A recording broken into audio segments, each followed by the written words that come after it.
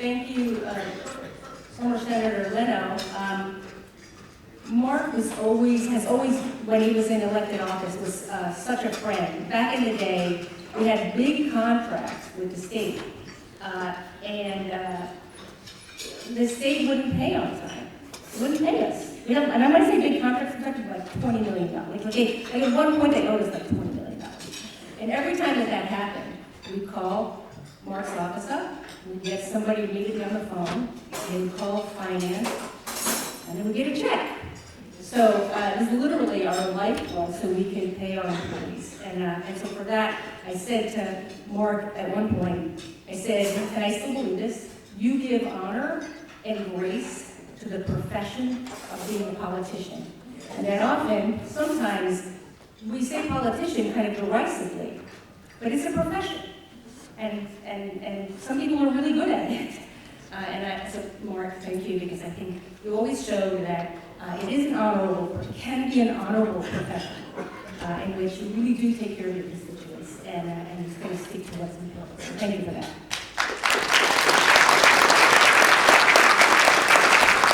Well, good morning, everybody. Good morning, friends. Good morning. We are all still friends, right? I mean, it's a little hard to know these days. There's no disputing the fact that these are trying times. People are frustrated. And I get it, I am too. But stress, strain, and social instability don't always bring out the best in people. So if you follow the news or San Francisco politics, you may have noticed that some folks have said some unkind and untrue things about our work. For example, as Mark mentioned, our work at the Tenderloin Center, or TLC, engaging people who use drugs on the streets and bringing them off the streets and preventing overdose deaths has been described as a failure. Only the most cynical would say that reversing 333 overdoses in less than a year, saving lives, is a failure. Similarly, there are those who've been critical of our work to retain people in treatment that have a recurrence of their drug use. It's the very symptom for which they came to us for care. And we've been criticized because it's not viewed as abstinence-based. So only those who have a little understanding of the process of addiction and recovery would consider trying to keep people in our care after they've had a recurrence of drug use, would consider that a failure when the alternative is possible death on the streets. I'm not going to say that those public opinions don't matter. I've always said that a community-based organization, all we have is our good name. We don't have concrete problems, like financial derivatives. Okay, that's a really bad example. That is. But like electric bicycles or really yummy chocolates. I think I'll have some yummy chocolates today. We do honest, hard work, caring with love and science for people on the streets who many have come to despise. People with a complex set of challenges for which there is no quick fix. Our product is quietly reflected in the dignity of people entering the workforce, the simple pride in showing up at your kids' school play, and in people voting in elections for the first time.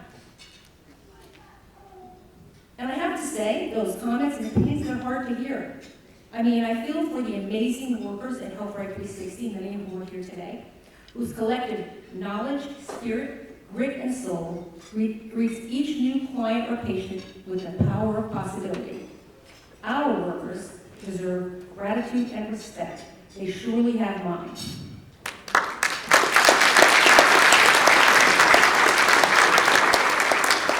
As for me, I wouldn't be here doing this work with this very organization for 36 years. If I couldn't take a little heat in the service of doing right by our clients, staff, and communities.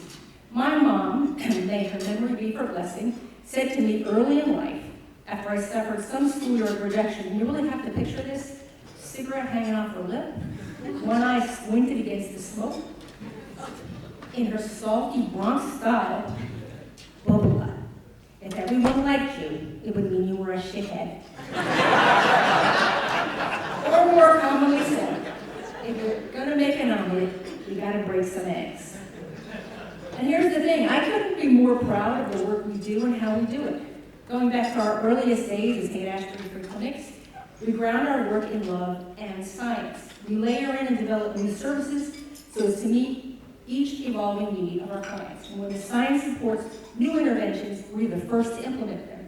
Never satisfied with doing what we've always done, we strive to do more, to do different, and to reach those we haven't. And this last piece is so important. When you walk around the downtown area in San Francisco and you see people using drugs, you might wonder, does treatment work? And the answer to that is a resounding yes. Treatment improves the quality of life and functioning for about 50% of the people engaged in treatment. This effectiveness percentage is similar to the effectiveness for treatment of other chronic health conditions like hypertension and diabetes. Not good, you might say. Not at all good enough, we say. Especially when you consider the fact that 95% of people who meet the criteria for substance use disorder in the U.S. do not seek or want treatment. This is true, and it has been true year over year for decades. So I know what some of you may be thinking, well, that is why we need to force people into treatment in the courts. But that has been the primary system, criminal legal system, that has pushed people into treatment for decades. And as a much smarter person than me once said, we can't solve our problems using the same thinking we had to create them. When you support HealthRIGht 360, you support an organization that is driven to do things differently, to achieve better outcomes for the communities we serve. For example, we have a thriving and robust recovery incentives program, also known as contingency management, for people who use stimulant drugs like methamphetamine. This is a very innovative program that, bear with me here, pays people not to use meth. What? Bonkers. Right? No, not at all. Contingency management has a strong base of research supporting its effectiveness, including support at the federal, state, and county level. And it has been remarkably effective in reducing meth use and improving the quality of life for the participants in our pilot. For example, one individual used his incentive to buy tools in order to build a loft bed in his apartment. This created additional space that allowed him to regain joint custody so that he can be a father to his child.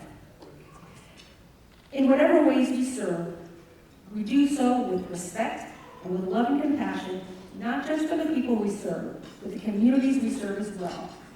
The work we do takes optimism and courage, and this is where your support means so much to us. We are here together in a community, or rather, a city that I love, San Francisco. Aren't you all a little sick of this San Francisco is doomed narrative?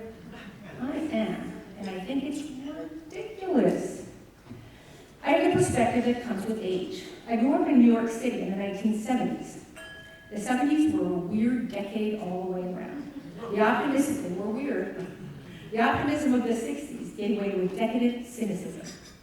We had gas rationing and hostages and blackouts and bomb scares, and the Bronx, my hometown, burned. New York had one of the highest murder rates in the country. New York was a hellhole.